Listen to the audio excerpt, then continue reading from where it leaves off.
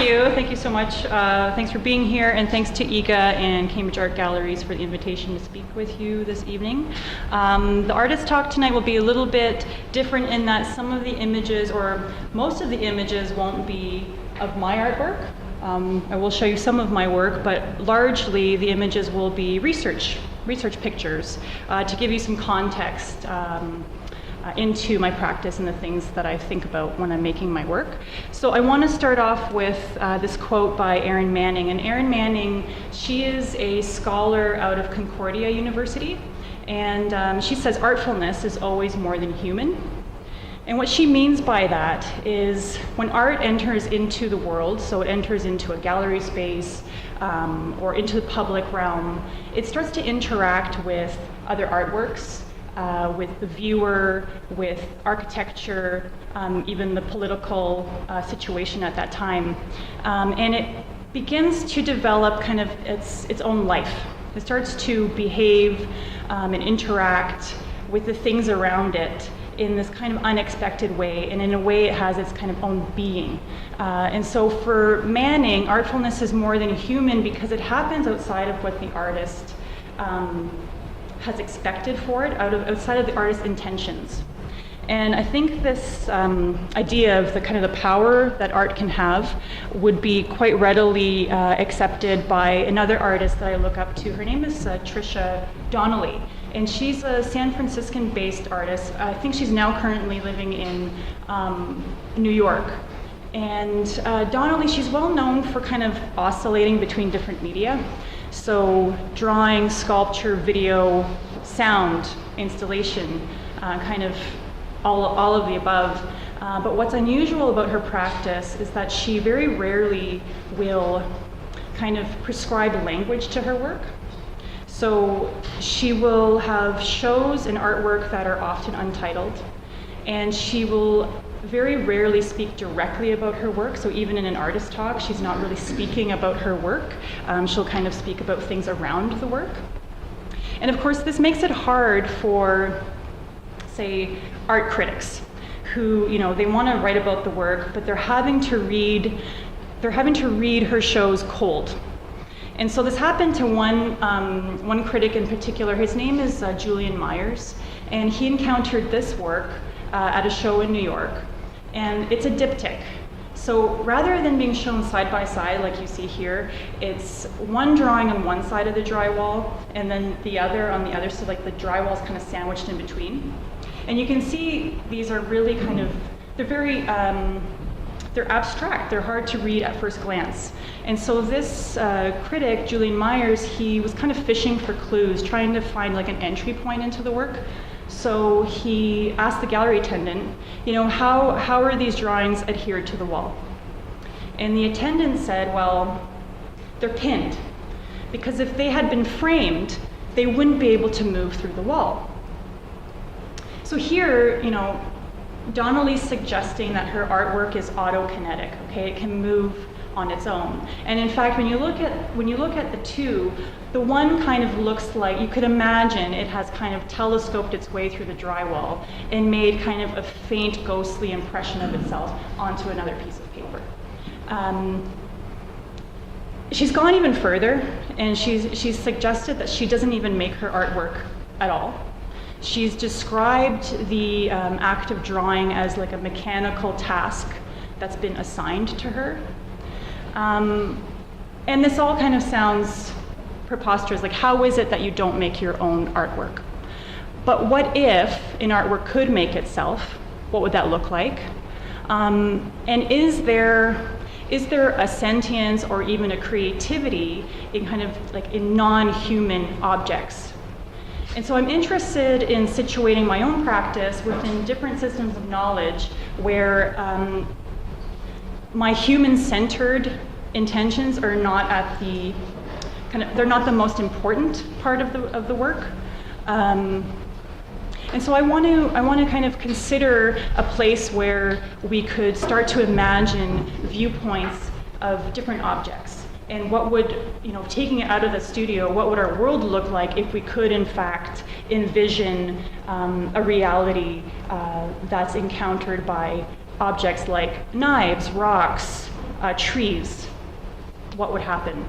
So I want to take you to a number of places this evening to kind of discuss these different kinds of meaning making and the different ways we can understand the world around us. So the next place I'd like to go is ancient Greece. This is an image of a lodestone, and it's a magnetic mineral. And ancient Greek philosophers were really intrigued by lodestone because it was able to move pieces of metal around. So in this photograph, you can see that iron nails are attracted to lodestone.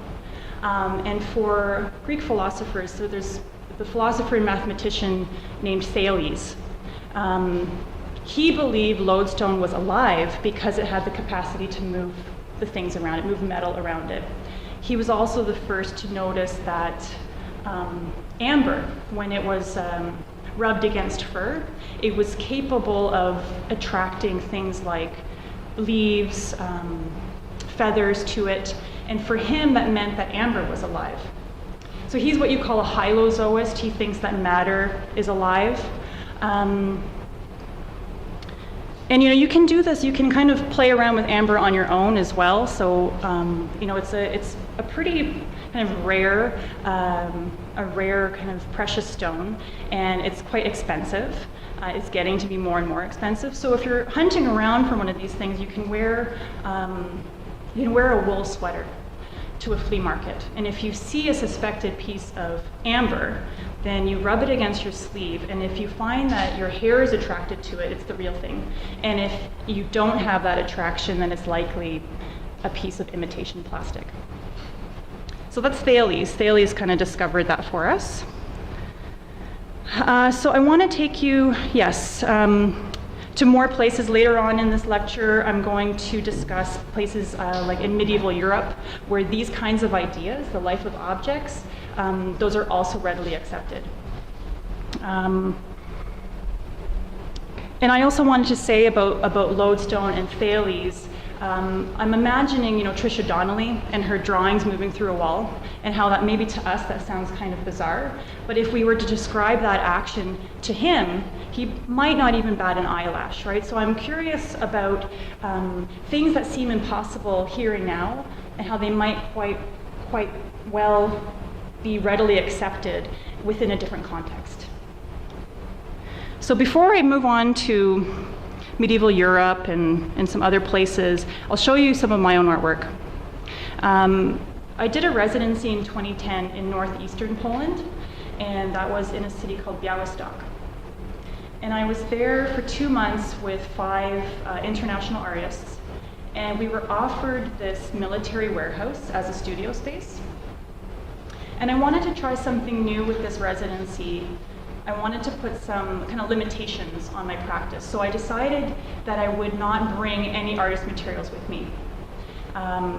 I just kind of showed up and decided to make whatever I could with the things that I had at hand. So around this military warehouse, there were a lot of stones, pieces of concrete, and a lot of recycled paper lying around. And so I thought, what if these stones, what if they were, they had the ability to grow? What would that look like? So I would wind strips of fabric over kind of the central form of a rock, and each strip would kind of follow the next. In this way, the form was kind of extending itself. And because it was paper mache, the strips would kind of get heavy under their own weight and sort of buckle over. And so to keep them upright, I propped other rocks underneath them. And after looking at them in this space in particular, it occurred to me that they kind of had a canon-like feel to them. So I think I was being influenced by my surroundings without kind of intentionally trying to reference the military warehouse. So that was in 2010. And in 2012, I started my MFA. And I was quite nervous to kind of bring any sort of materials into my studio space, because I knew that would determine what kind of artist I would become, and I didn't know what I wanted that to be. So the studio sat empty for a little while, and eventually I decided to treat my MFA as like a 2-year-long artist residency. just to kind of break the ice. I was like, okay, just go down to the river. I did my MFA at Western, so I had the Thames River right outside of the studio, and so I walked down there and grabbed these two stones and balanced them on top of one another. And because they wouldn't stay that way, I paper mache'd them in place. So the black part is paper mache covered with charcoal. So it's sort of like this kind of, it's like a structural shadow. And I'm in a way kind of holding them against their will, which I don't know how I feel about that. So fragility and precarity, those were constants within my MFA. And I think having some time now to look back at that period of production, I think I was intrigued by this precariousness because it was like the closest thing I could get to kind of objects asserting their own willfulness. So there was a possibility if I balanced some things on top of one another and didn't paper mache them, closed the door, came back, they could have toppled over perhaps. They maybe did move when I wasn't looking. And so it was kind of like this very, very quiet and passive way of letting materials perhaps assert their willfulness against my expectations. And so up until this point, I'm dealing a lot with kind of archetypal tools. So I'm looking at rocks, wooden wedges, bows and arrows, cannons, things like that. And that eventually starts to morph into an interest in netting. And netting, it's become a reoccurring icon for me. And it's one of those objects that it has so many associations. So, you think of camouflage, you think of hunting. It's like a semi-permeable membrane, right? So it can hold things in, but it can also selectively let things through it. It's also a kind of a matrix of connections that can grow and grow and grow. So it's like this, it has this kind of infinity value to it. But there's more than just those things. And I set out for the last maybe year and a half or so to really look at, in a more focused way, at nets, to try to understand more deeply the context in which they exist. And so that's where a Chalmers Arts Fellowship comes in, and that's administered through the Ontario Arts Council. And because of that grant, I was able to travel to different locations and research different instances of netting across different time periods and locations. And so some of this lecture, I'll be walking you through this research. Some more images from my MFA. So this is like a faux wood grain pattern on a piece of mylar that I've painted, and then I've cut out a net-shaped pattern using an X-Acto knife. And so you'll notice that faux wood grain will come up a fair bit in some of the other images I'm going to show you. And I think it's like a wooden net is sort of this impossible thing, right? Like the qualities of wood don't really lend themselves to the kind of fluidity of mesh. And so because of that impossibility, I find myself kind of attracted to it. And wood, of course, has some pretty fabulous qualities. So, it can expand and contract depending on the humidity, the temperature. So it is able to move on its own. It also has a chemical potential to it, right? Like it can drastically alter its surroundings because it can fuel a fire. It could also transform into charcoal. It can like transmutate into petrified stone over time. So I think it's because it has this capability of really transforming itself into different states, different kind of ways of being, that I'm so attracted to it, because it seems so powerful, so unusual, the things that it can do.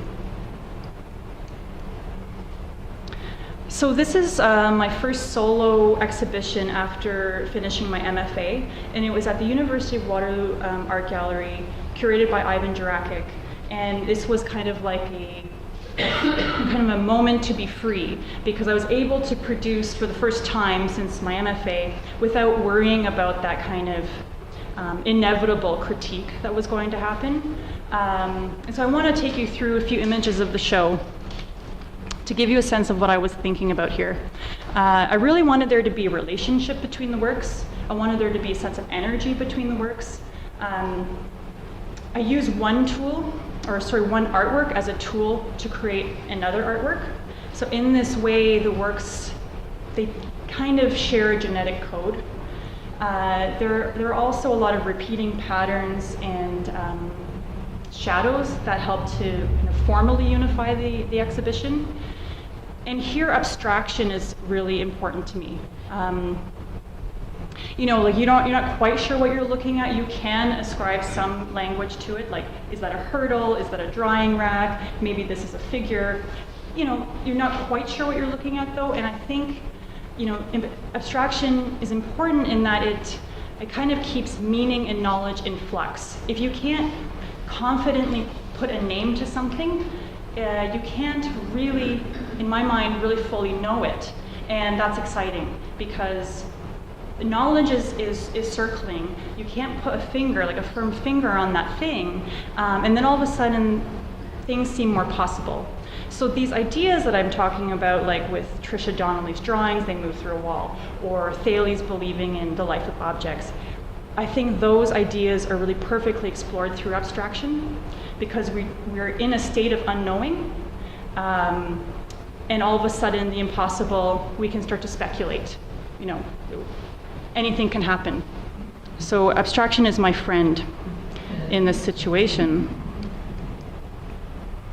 And I saw this piece on the floor as kind of a threshold or a barrier that you needed to cross in order to get to the rest of the show.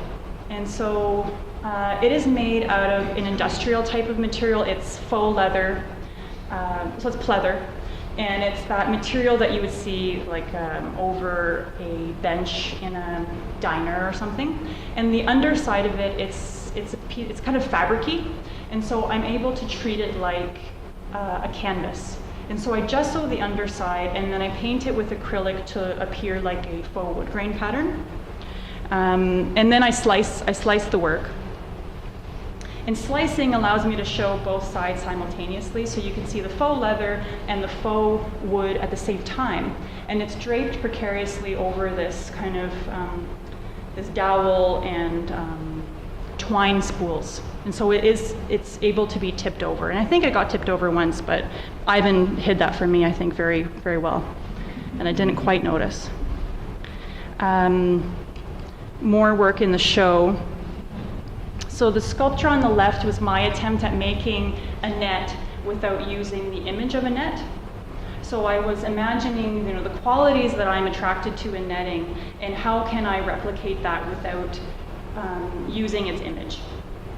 And so it's air-dried clay in 3 parts, and that's been hung on a steel armature that's jutting out of the wall.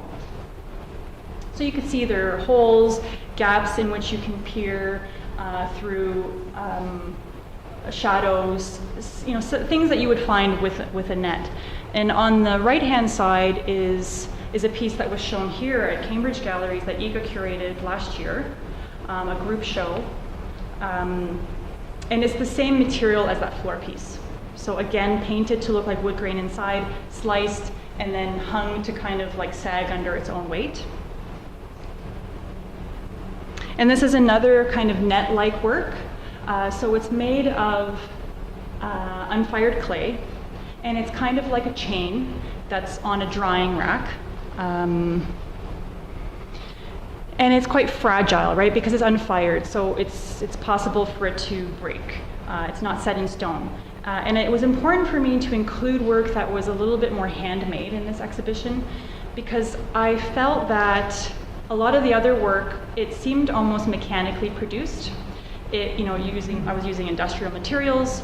The slicing was pretty accurate, and I was concerned that if I just had work like that in the show, the reading would be quite simple, or it could be simple if you didn't want to spend time in the show. You could walk in and say, okay, I get this. This is about formal abstraction or post-minimalism, and I wanted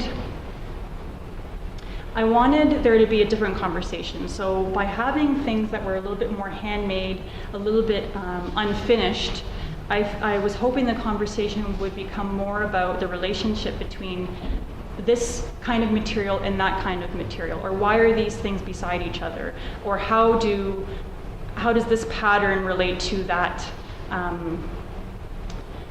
the specific qualities of vinyl, like more about relationships rather than just about the canon, which is fine, it's just not what I was going for with that particular show.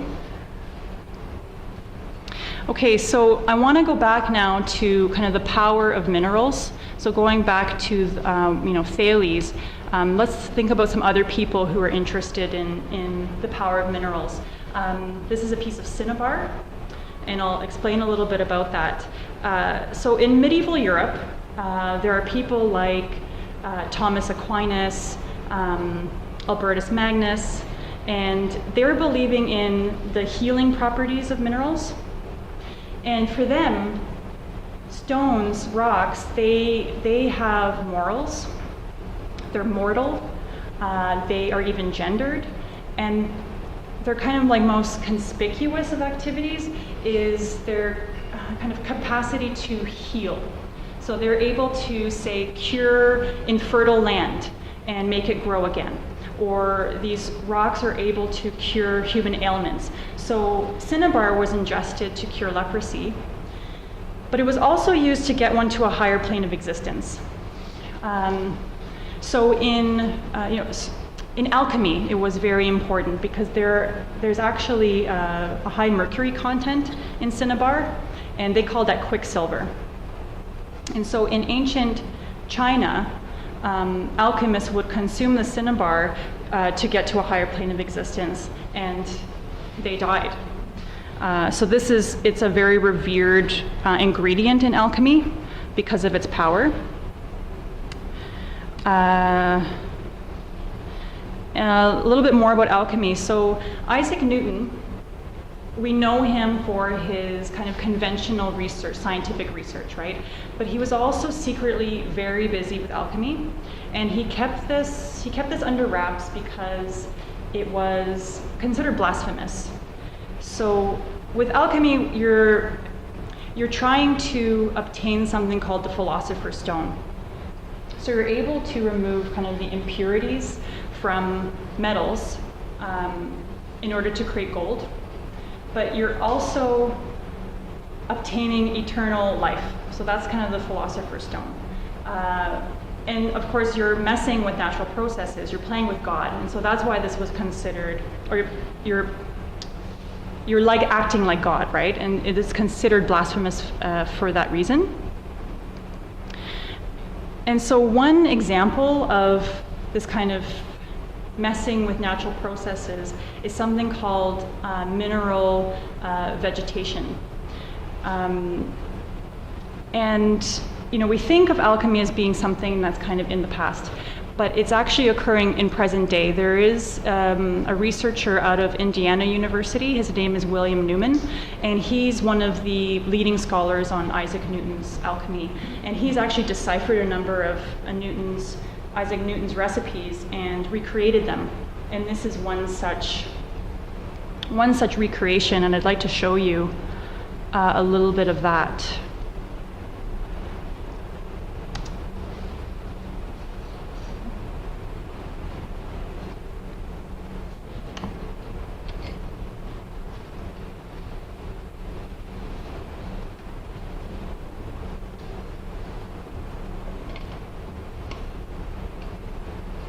So for Newton, he's observing metals growing, multiplying in a flask. And so to him, this means that this metal is alive.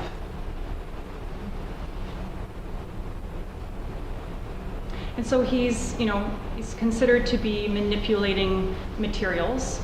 And I think in a way there is a parallel between artistic production and this kind of alchemy. At least for me, what I'm thinking about is the way that I control the materials that I work with in the studio. And I think we all as artists, we're manipulating the things that we work with and altering them. Like, for example, me kind of keeping stones together forever when they don't really want to be. It's that kind of control over materials that I'm uncomfortable with and that I'm feeling a little bit at odds with.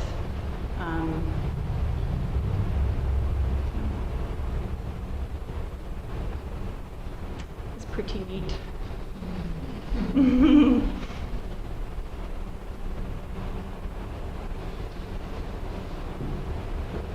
Just make sure I'm good. Okay.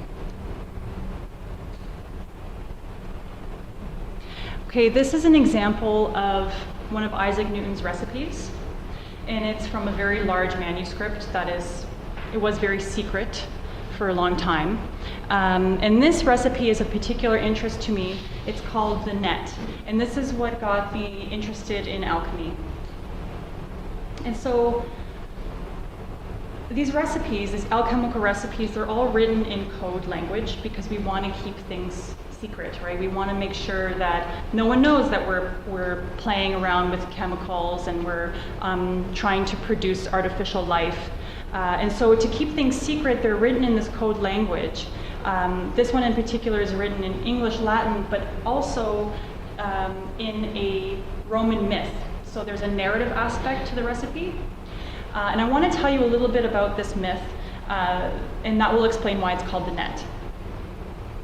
So here what's written is the myth of Mars and Venus. So Mars, she's married to Vulcan, but she's having an affair, other way around. Venus is married to Vulcan. She's having an affair with Mars.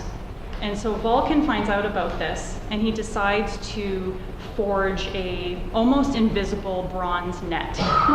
And he waits to find his wife and Mars together, and he throws this bronze net over them to ensnare them and then kind of show them to the public, expose their infidelity. So what you need to know that in alchemy, planets, they stand in for elements. So Mars and Venus, that's actually iron and copper. And so when Newton's writing about this myth and he's talking about Mars and Venus being together, what he's saying is you must melt iron and copper and mix them together, and then you're going to achieve this net, which is a copper alloy that has a net-like pattern running through its surface. And so there's an interesting narrative thing happening here, right? And it makes me think about Donnelly's practice, where there's a lot of storytelling, there's this mythologizing that's happening around her practice, and in both instances, it's a way of kind of keeping processes secret. So what's really exciting is that William Newman in Indiana, he's taken the time to decipher this and recreated it. And so he's recreated the net, and it looks like this. And I set out on a mission to go see this for myself. I was all ready to jump into my car, drive out to Indiana, because I wanted to see the net-like patterning with my own eyes. But unfortunately, I wasn't granted that permission to go see it in person. And so this image is from the Indiana University website. And so not being able to see this object, I had to change my whole course of research. So I decided instead, rather than fixating on this one alchemical recipe, I decided to look at alchemy as a whole and how it might relate to artistic creative processes. And so I found out about a conference and an exhibition that was happening at the Getty in Los Angeles. And it's an exhibition all about alchemy as it relates to art. And then the conference was also about that. And so I went out there.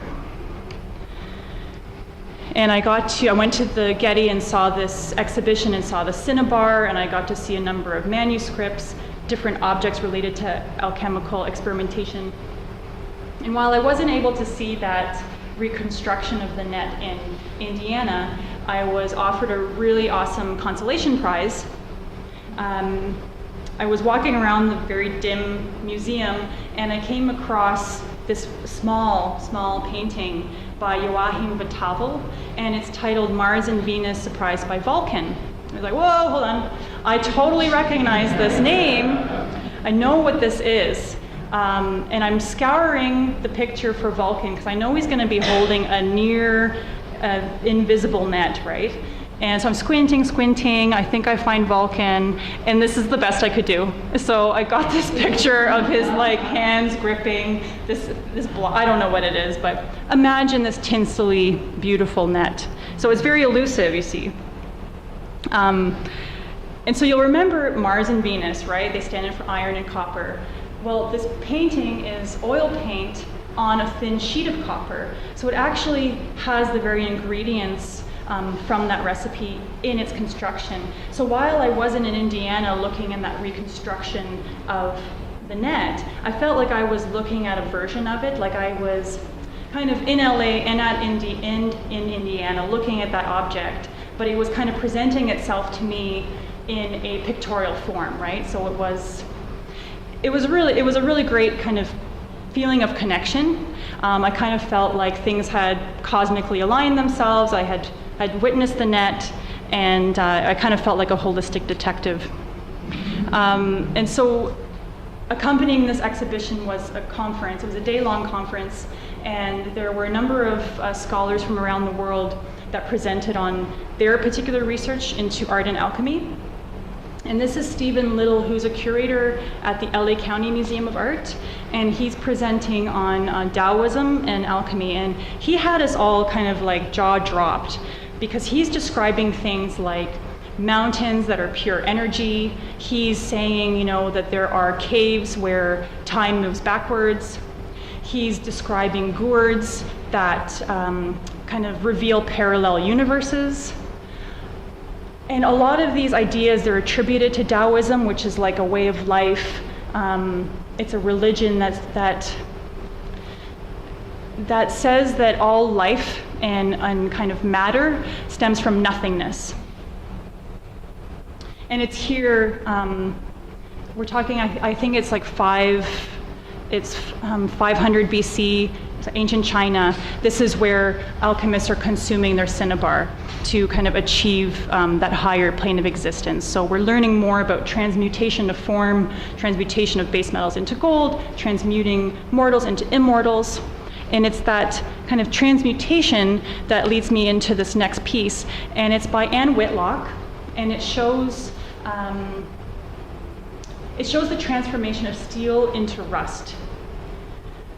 So last year, I was invited to be part of an exhibition at the Kitchener-Waterloo Art Gallery, and this was curated by Crystal Mari, and it was a group show. What happened was Crystal invited local artists to scour their permanent collection, which is vast and fantastic. And we were to choose something from the collection that we wished to respond to. So I fell for the Anne Whitlock. She's based in Paris, Ontario. And what she did was she laid out steel wool onto the floor and sprayed it with water and waited for that oxidization to happen. And she was so taken by that, the transmutation, that she wanted to kind of keep it there forever, so she poured latex all over it. And the color that you're seeing here is just from the rust. And it's transparent in some areas, and you can see kind of the weight of it. It's kind of this heavy rubbery thing. And so it reminded me of a curtain. And so in response, I created my own curtain of sorts. So it's acrylic paint on that pleather.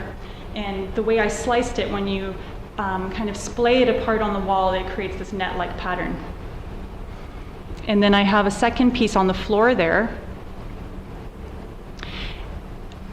When we took the Anne Whitlock out of storage, we weren't sure whether it was supposed to be shown on the wall or on the floor, because it had never been exhibited before. And I was really intrigued by that kind of confusion of states, and I wanted to create something that was also, didn't quite know what it was just yet. So with this floor piece, it could perhaps be a curtain that is migrating to the floor or vice versa. And it's the same kind of process, right? So faux wood grain painted on that faux leather, and then it's kind of juxtaposed with the real wood. So the pole and the beams, those are real wood, and then we've got the faux wood patterning that's happening on the leather, on the faux leather.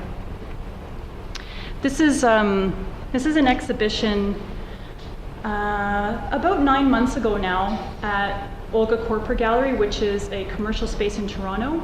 And the long line of drawings that you see, they are net drawings. So I made them by tracing a physical net that I hand knotted. And as you move from left to right, the net becomes more and more visible. So the first one in line was also shown here at Cambridge Galleries. It's barely visible.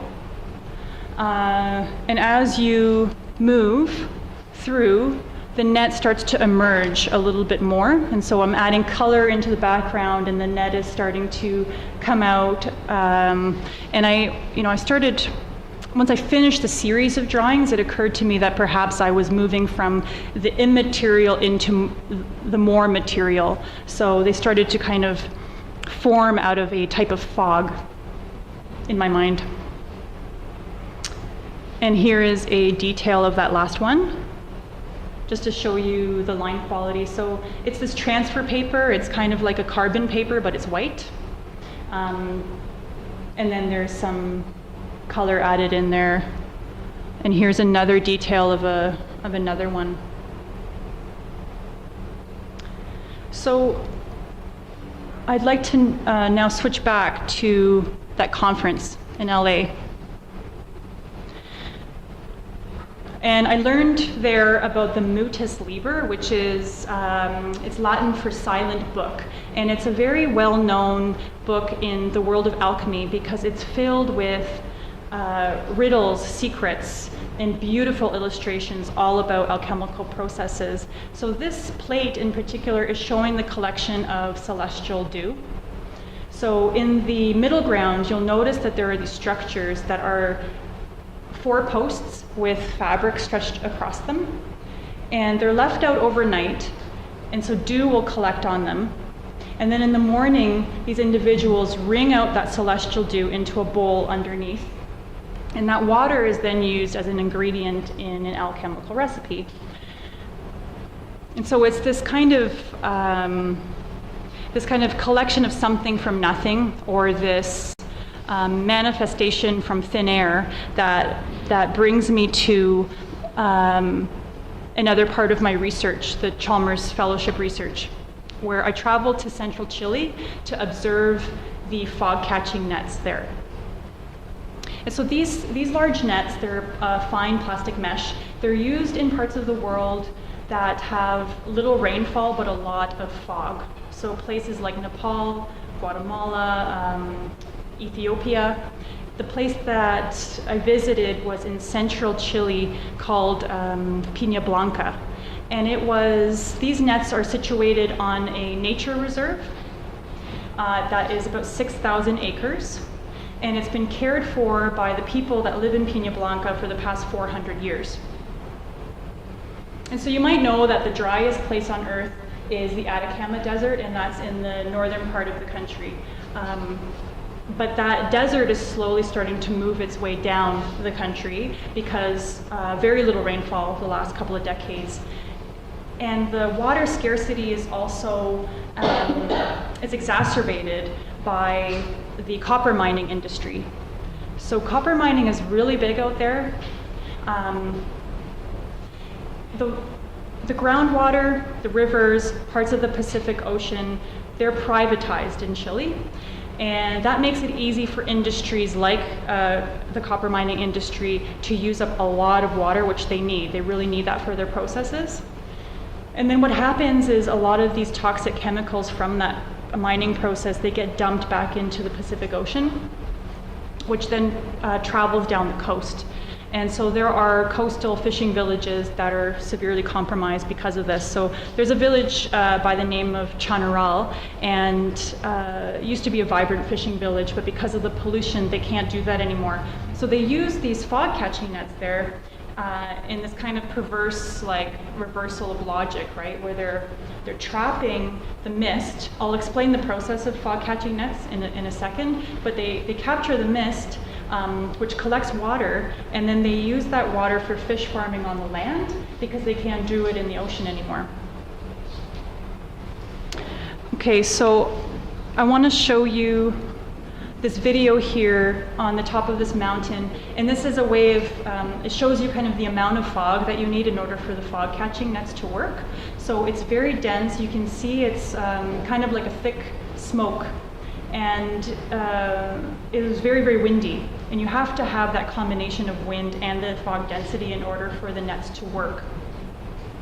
And so we were there on a really foggy day, super lucky, because sometimes it's not that foggy and you can see past this side of the mountain quite far. I've seen pictures and it's a beautiful view, but that's as far as we could see on that day.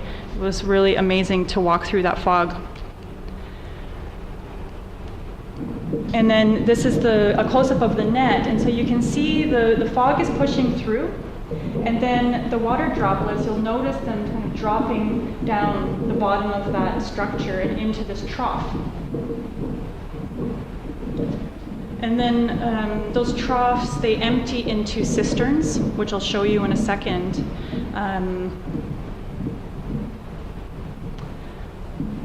They empty into cisterns that have spigots on them. And so you can control the water that you've captured. And so for each square meter of netting, you can capture 6 liters of water a day. That's on average. And these are the cisterns. And so the water in this particular area, it's used for drinking water for livestock, and it's also used, a very important thing, it's used to water the native vegetation there. And so what's happening is this area, they were noticing that a lot of their native vegetation was dying, and because of that, the root systems, they die off, right? And then the soil quality worsens because there are no roots that are kind of holding the soil together. And so when that wind comes in, erosion, it's very easy for erosion to happen. And so, you're slowly starting to see your landscape blow away, right? And so for the last 12 years now, they've been using this system here in Peña Blanca, and you can see that they've revived their natural vegetation. So they've taken a really bad situation and turned it around. They've taken control of this desertification that's starting to come in, but in different time periods, in different places. It's become this kind of matrix of potential.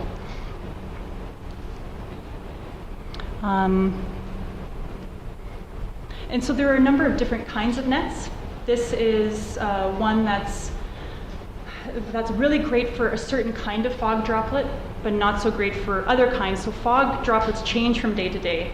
And so it's important for these locations to have a variety of different netting to maximize their yield. And it's quite peculiar, right, that a droplet would be different, but this particular, this mesh is really great for a certain kind, and you'll notice this mesh is a completely different pattern. And so when I was there, I saw these sculptures, or I saw these nets as abstract sculptures, and they were kind of like these giant Malevich paintings. They were really kind of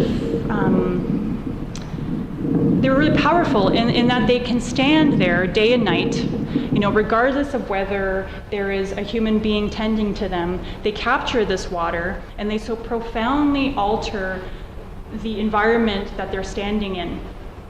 And so I'm really intrigued by their ability to very kind of quietly, stoically, and powerfully enact a kind of political resistance with just their existence there.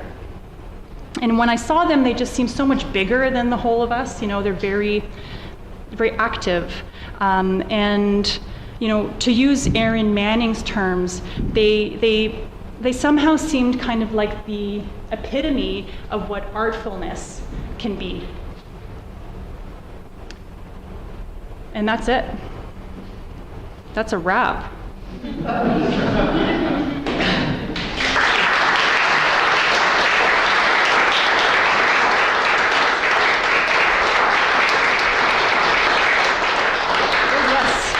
Is question time.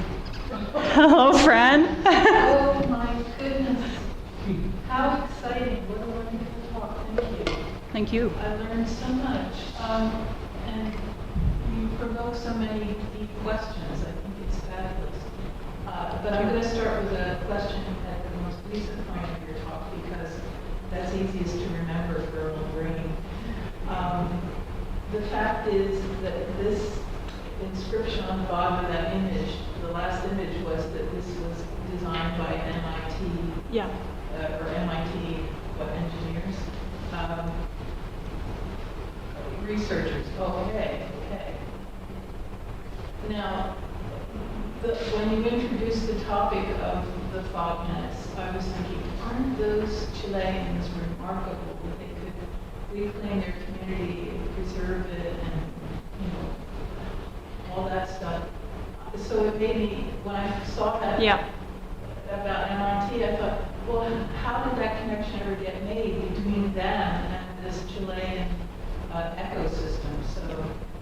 So yes, I think that it's misleading perhaps because these fog catching nets were originally designed in Chile, but it's since grown. And so there are researchers all around the world looking into fog collection. There is a local contingent, local as in Canada. So there's an organization by the name of FogQuest, and they work out of BC, and they send volunteers around the world to help the community build the netting.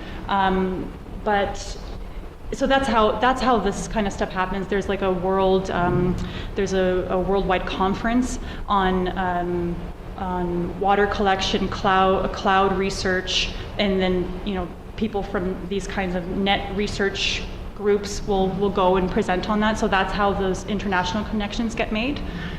But the Pina Blanca people Yes. themselves really did come up with this from the Yes. groups, which Yes. is so inspiring. Yes, they did. Amazing.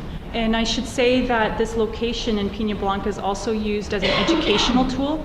And so there are schools that visit from across that country to this location, and they learn about water conservation and also different irrigation methods for farming. And this is a way to kind of ensure that the future generations see land stewardship and farming, agriculture as actual potential avenues for livelihood. Yeah. Well, aside from all the political stuff and the environmental stuff, it makes you think how people can be empowered to do that reclamation where they live. And we may all need these skills. If not already, we may need them eventually where we live and breathe. And I can see why you're so interested in this kind of thing as an artist, because it has all the elements of art making. It's it's got graphic qualities, it's got formal qualities, it's got exploration of material, plasticity of material, problem solving, choice making. Make the endless list. And why wouldn't an artist want to know about this stuff and be inspired by it? So. Could you write my artist statement?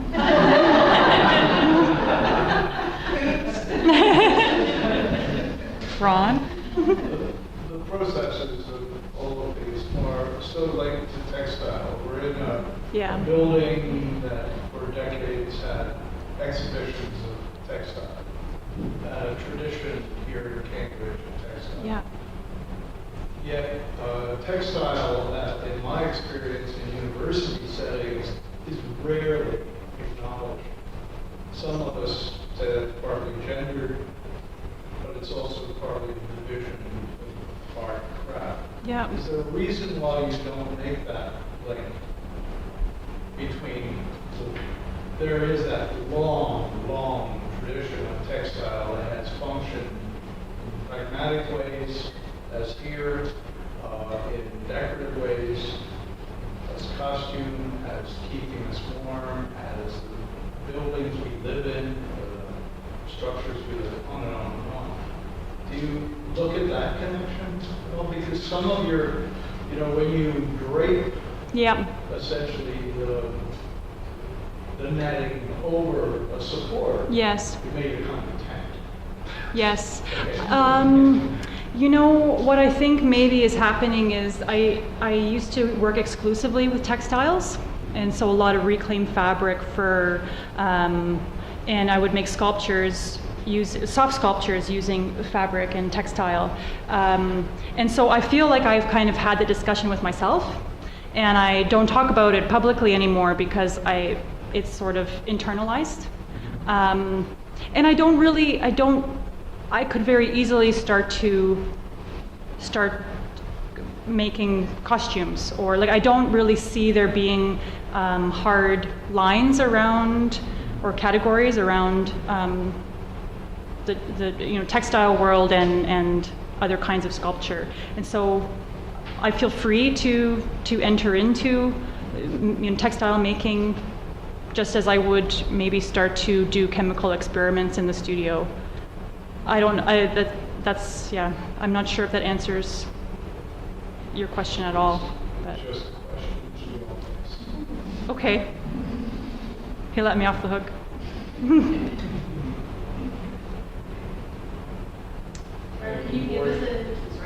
you give us a teaser of what you're thinking about now? Or like where you're bouncing between?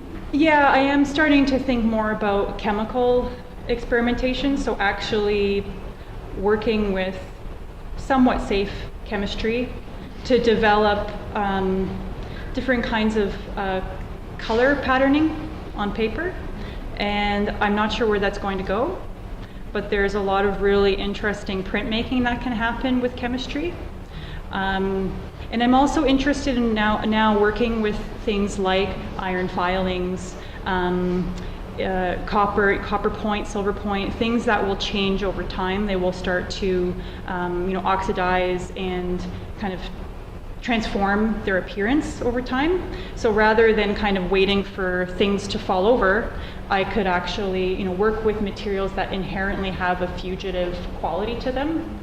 So that's what I'm thinking about, and I'm starting to experiment with things like that. It's just nowhere near kind of presentation.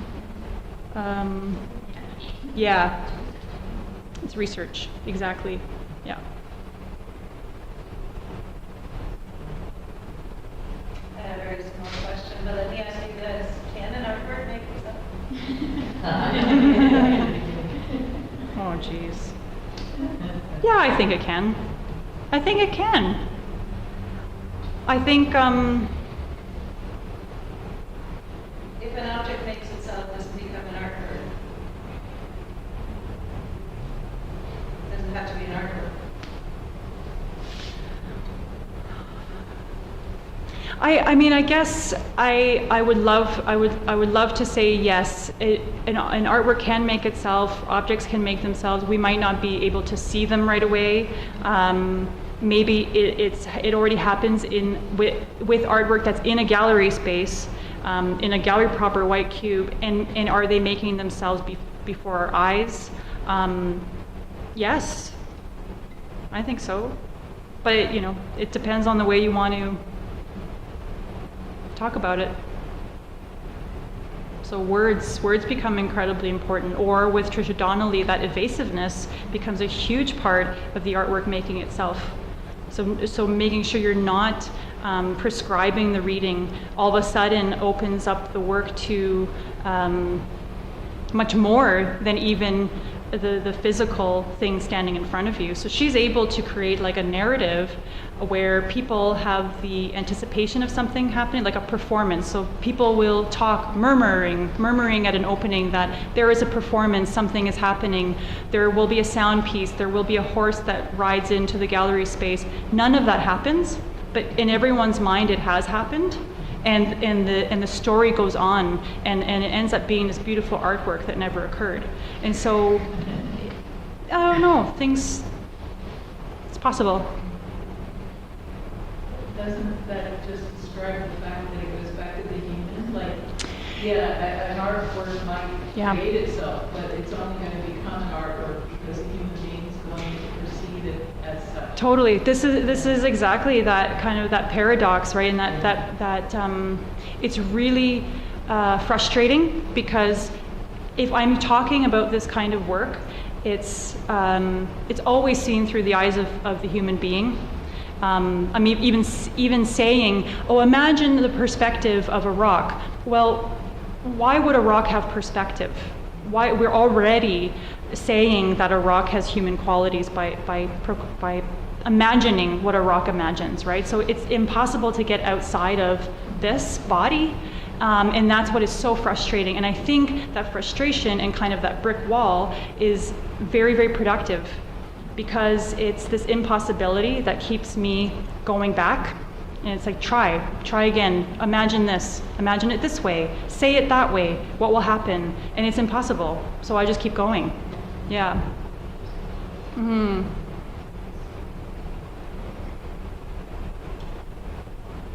When you went to that residency at the where you made canons, Yes. and you decided to arrive with materials, what prompted you to make that decision, or had you made that decision before doing that residency? Like, had you done it in a different context Right. or situation? No, I don't think I had done that before. It was, I saw the residency as a chance to reinvent myself. And I thought that if I brought materials with me, I would kind of already be saying what it was I was going to do and what kind of artist I was going to be. And so I wanted to impose strict limitations on the practice. So if the limitation was the location. It was like, let's see what Poland does and what will be around there. And that way I'm not kind of predetermining the artwork I'm going to make, because sometimes you can use a residency, right, you have to complete X amount of work for a show, and so you go and you just go and do that. And for me, that wasn't the point of that. I wanted to be kind of influenced by my surroundings, or else I could just go to my basement or something, you know? So it was a chance to respond to unexpected circumstances. Yeah. Okay, thanks. Can I ask one more question? Please. You referred to the context, what you bring to the context. Yeah. Now that I noted a distinct difference between your first solo at Waterloo and your first exhibition in a commercial context. Mm-hmm. Have you considered that in a very conscious way? And what are you going to face into the future in that regard? Because there is all of the history. We talked about this before, the history of similar practices or practice of concern, process. I used to think it was my generation, and then I got a little more deeply aware and was aware there were 5 generations earlier. So the Right. elements, okay. But then what about the commercial context? Many of us at certain times resist it and then don't, Yep. and then accept it. So is Yep. that a factor in your investigation? Yeah, absolutely. I think, I try to turn my brain off and not think too much about those kind of real world things, like, okay, this is going to be in a commercial space in a different city, and I try to turn that part of my brain off, and it doesn't really work. I think that's where I have a lot of growing to do, is making sure that the experimentation is at the forefront of the work always. And instead of responding to, nonprofit, public museum, commercial, respond to the space architecturally, respond to the time period, respond to the political climate, and try to muffle. I think that is a muscle that you can exercise, and I think it's something that's I hope to acquire over time, is to make sure that my focus is on some of the other things that I just mentioned, rather than being kind of psyched out by a particular audience. Yeah.